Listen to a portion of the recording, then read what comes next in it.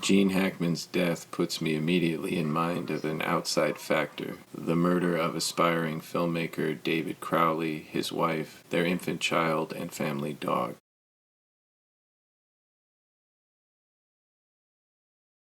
This death was shallowly highlighted in the misleading whitewash documentary A Gray State, affiliated with Werner Herzog, whose attachment to the project appears only to be an attempt at associating the Crowley family's horrific quadruple homicide with those in his semi-biopic films My Son, What Have You Done?, Wojciech, or in reference to his long relationship with actor Klaus Kinski, a demonic abuser of women and children.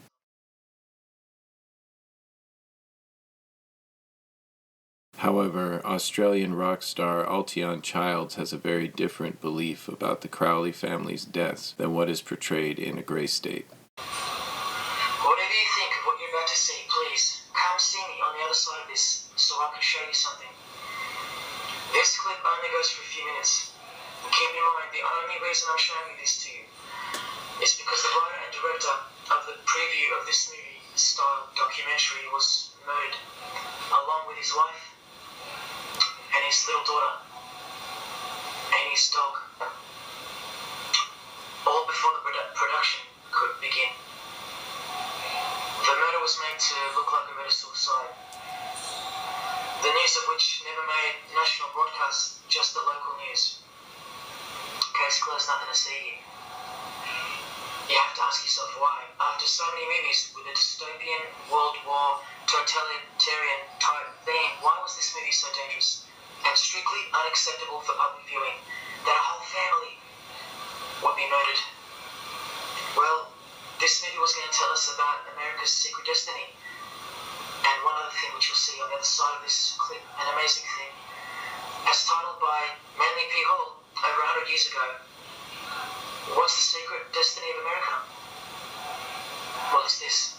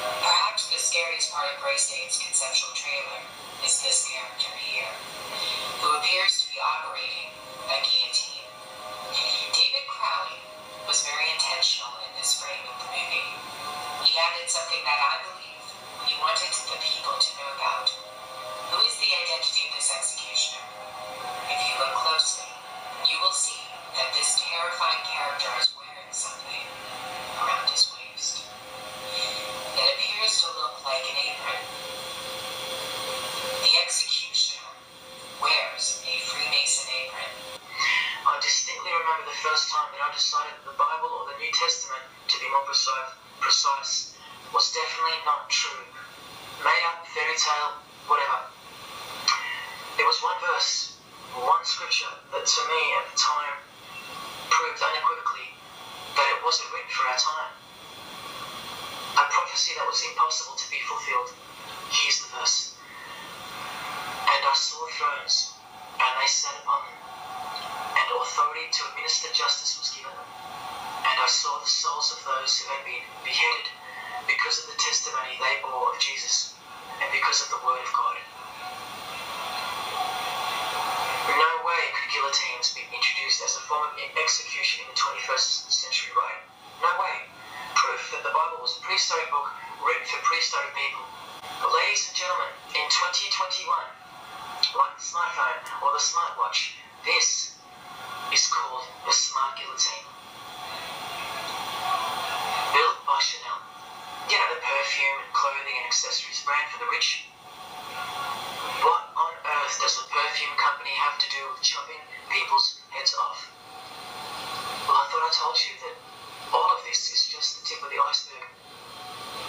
I wonder who really owns Chanel. Well, here's their logo, and there is an eye in the design. And have you seen their drip design? How odd. Welcome to the real world. You ready?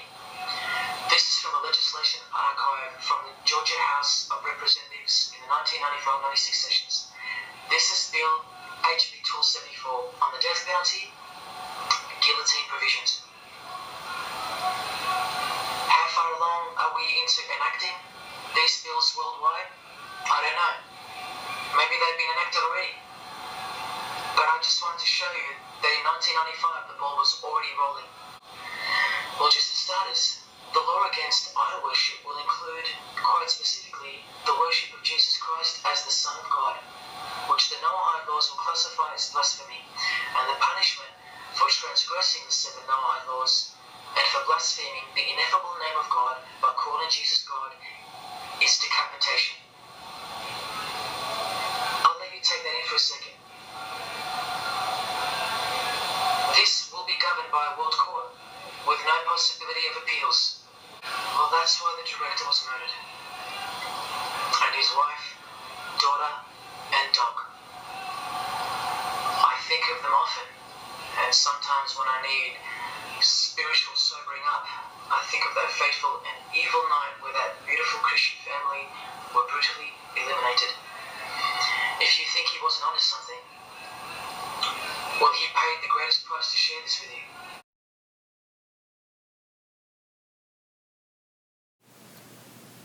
These deaths remind me of the Hackman deaths, not because, like David Crowley, Gene Hackman was about to blow the whistle on a humanity-violating child rape murder enterprise happening next door to his property at Jeffrey Epstein's Zorro Ranch, as some Hackman supporters have suggested. He was neighbors with Jeffrey Epstein.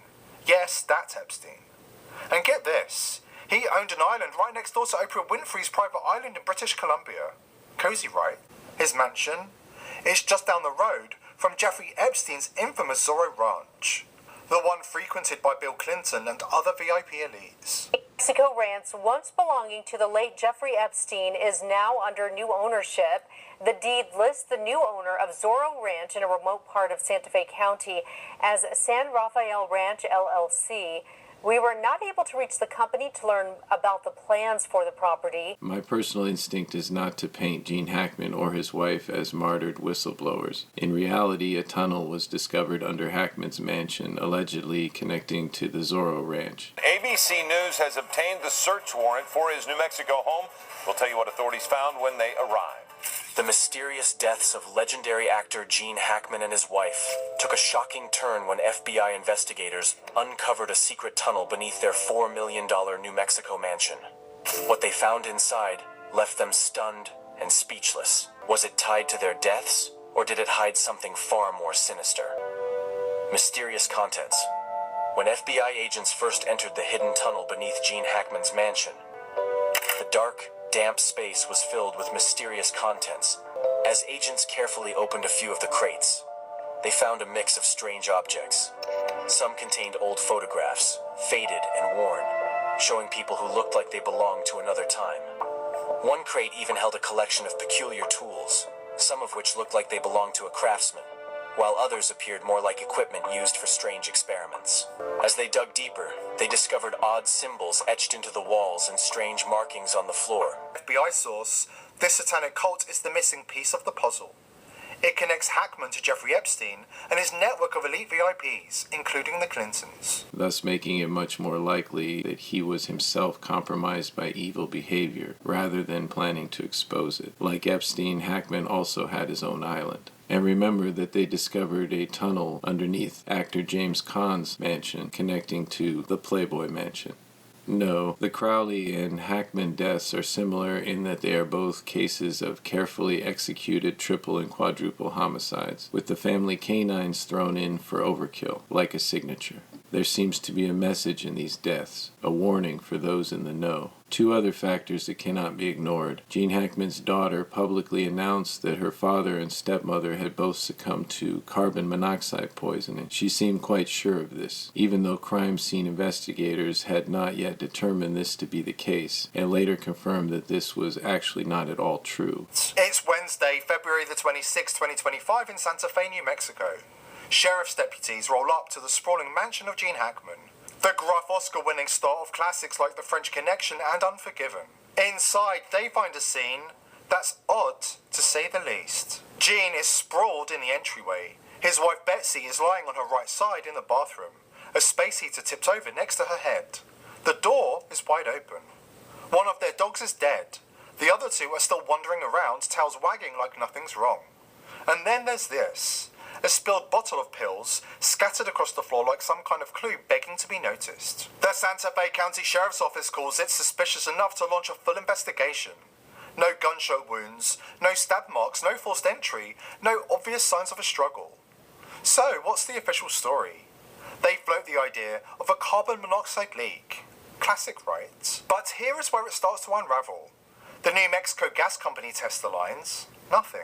What motivated Hackman's daughter to prematurely mislead the world about the cause of her father's death, unless she was in some way complicit? There's the factor of mummification, as both Hackman and his wife's bodies were confirmed to have been partially mummified. An arrest warrant obtained by Daily Mail revealed that his wife was found decomposed with bloating on their face and mummification in their hands and feet. A process that normally takes from 6 months to a year. In rare cases, when confronted with an extremely heated environment, human bodies can mummify within 2 weeks, but not during late winter months in a cool, temperature-regulated mansion. Having read many first-hand accounts of satanic curse-laying, I know that one of the physical results of having been cursed by an inner circle is living mummification. Could Hackman's daughter, who was so very quick to satisfy us with the bogus carbon monoxide poisoning narrative, despite 2 other family dogs and unnumbered cats having been found in the home, alive and unaffected, could she have possibly sacrificed Hackman and his wife in one of these advancement rituals we keep hearing about among celebrities, wherein a prominent family member is sacrificed for the advancement of another?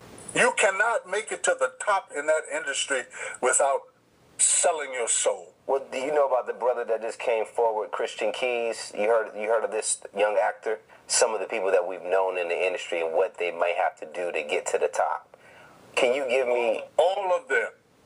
All of them. You name your biggest black actors, you name your biggest white actors, you name your biggest female Latino actresses, they all have to do it. Rather than having single-handedly seen to their murder, it seems much more likely to me that Gene Hackman's daughter was covering up for an occult power structure to which the Hackman family and herself all belonged, and which Gene Hackman and his bride had fallen afoul of. A case of live by the cult, die by the cult. Then there is what was found in the tunnels, which some claim to be crates of otherworldly or other-timely artifacts, associated either with an ancient alchemical knowledge, witchcraft, or perhaps some form of human trophying. So are we talking about an Illuminati family scenario wherein pacts have been made in esoteric temples to guarantee plenty of money but no real familial love nor peace? One thing is clear, authorities are lying, both about when and how the Hackman couple and their dog died. I no longer buy it when rare diseases are ascribed to celebrities. We are told that Gene Hackman's wife died of a nearly unknown illness brought on by excessive exposure to rodent feces and urine. Yet the couple had regular staff keeping their mansion clean, as well as guard dogs and cats on hand to drive away any pests. In fact, it was a groundskeeper who discovered the bodies. Are you with the patient now?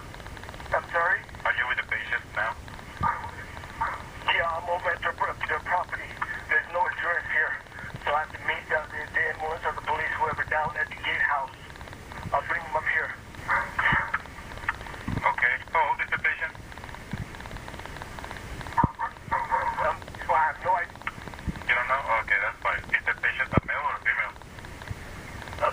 mail, probably. I don't know, sir. Just send somebody up here real quick.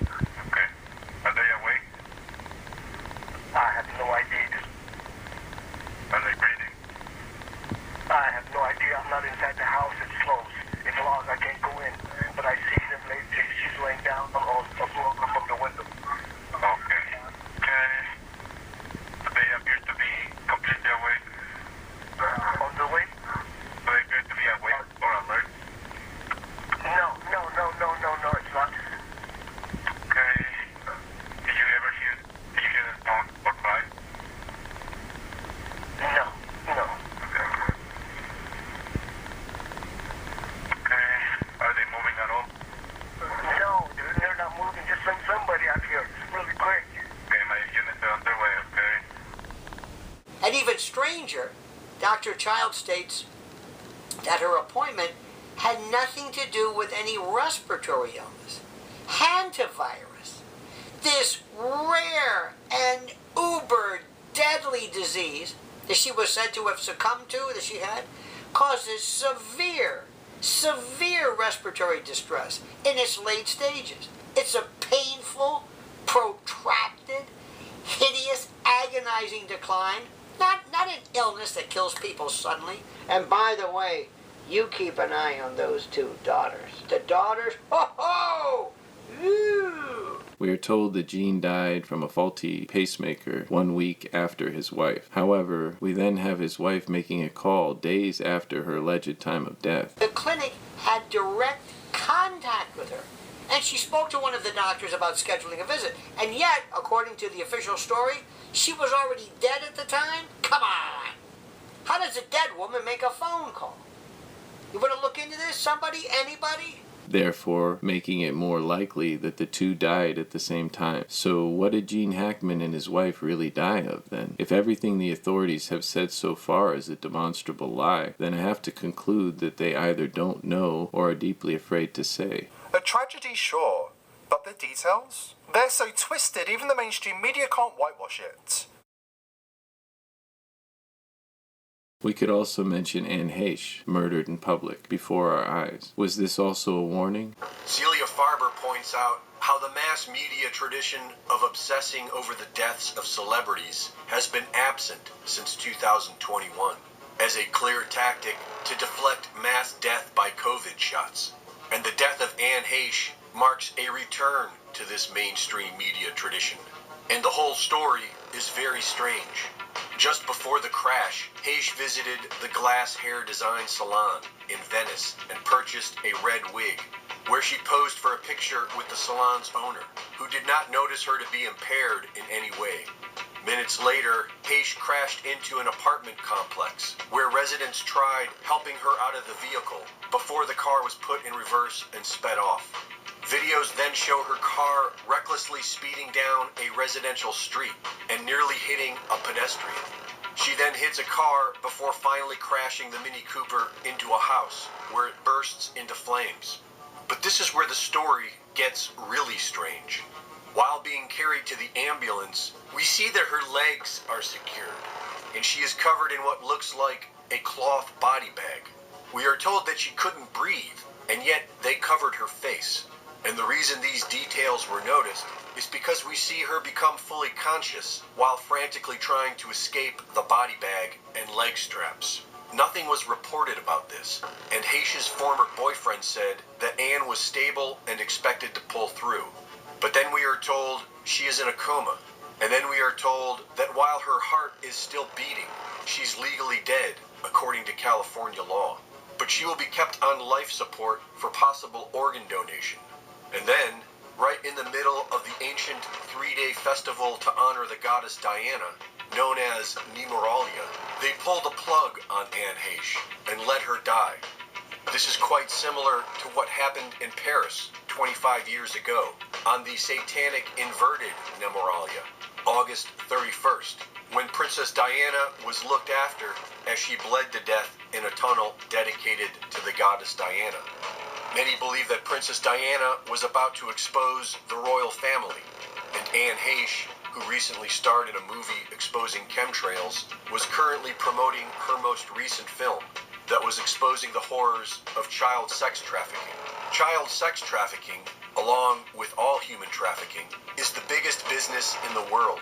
The slavery business is at an all-time high, and the thugs who run it are known for their satanic rituals.